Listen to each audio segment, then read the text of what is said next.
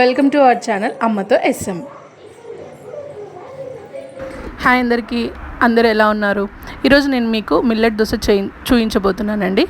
దీనికోసం మనం అన్ని మిల్లెట్స్తో పాటు కొన్ని తైదలు, కొన్ని జొన్నలు, కొన్ని సజ్జలు, కొంచెం శనగపప్పును యాడ్ చేసుకోవాలి. తర్వాత పక్క గిన్నెలో మనం కొంచెం మినపప్పును కూడా నానబెట్టుకోవాలండి.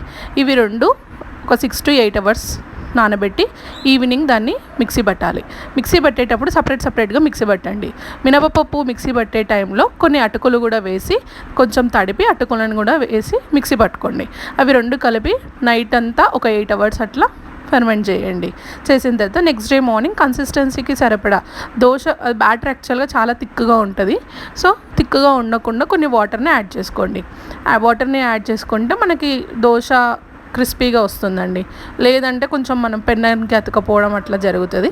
సో అయితే నేను చెప్పిన మిల్లెట్స్ ఏవేవి అని అంటే సాములు, ఊదలు, కొర్రలు, అండు కొర్రలు, అట్లా 5 ఉంటాయి కదండి. ఆ 5 మళ్ళీ మనకి తైదలు, జొన్నలు, సజ్జలు ఇవన్నీ వచ్చి పెద్ద వాటర్ గ్లాస్ అండి. కొన్ని మినపప్పు ఏమో శనగపప్పు ఏమో 3 టేబుల్ స్పూన్స్ అన్నీ కలిపి ఒకే దగ్గర నానబెట్టండి. మినపప్పుతో పాటు ఒక 1/2 టేబుల్ స్పూన్ మెంతులు వేసి సపరేట్గా నానేసుకోండి. మినపప్పు ఏమో మనకి 1 టీ గ్లాస్ సరిపోతుందండి.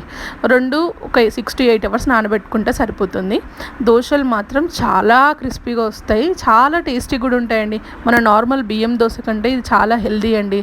పిల్లలకి కానీ, పెద్దవాళ్ళకి కానీ, మన ఏజ్ గ్రూప్ వాళ్ళకి కానీ, డైట్ చేసే వాళ్ళకి కానీ, వెయిట్ లాస్ అవ్వాలనుకునే వాళ్ళకి కానీ, ప్రతి ఒక్కరికి యూస్ఫుల్. షుగర్ పేషెంట్స్కి కానీ మంచి ఫైబర్ ఉన్న ఫుడ్ అండి. అసలు కార్బోహైడ్రేట్స్ అనే అవకాశమే లేదు. అంత బాగుంటుంది దోశ కూడా. మనం 2 తినే వరకే స్టమక్ ఫుల్ అవుతుంది. పిల్లలకైతే 1. దీనికి మనం పల్లి చట్నీని చేసుకోవాలండి. పల్లి చట్నీ, టమాటో చట్నీ ఏదైనా చేసుకోవచ్చు. నేనైతే ఇక్కడ మీకు పల్లి చట్నీ చేసినట్టు కనబడుతుంది కదా, పల్లి చట్నీ చేశాను ఈరోజు నేను. ఇది కూడా ఒకసారి మీరు నాకు పల్లి చట్నీ కావాలంటే కమెంట్ చేయండి. Thanks for watching my video. Like, share and subscribe to our YouTube channel.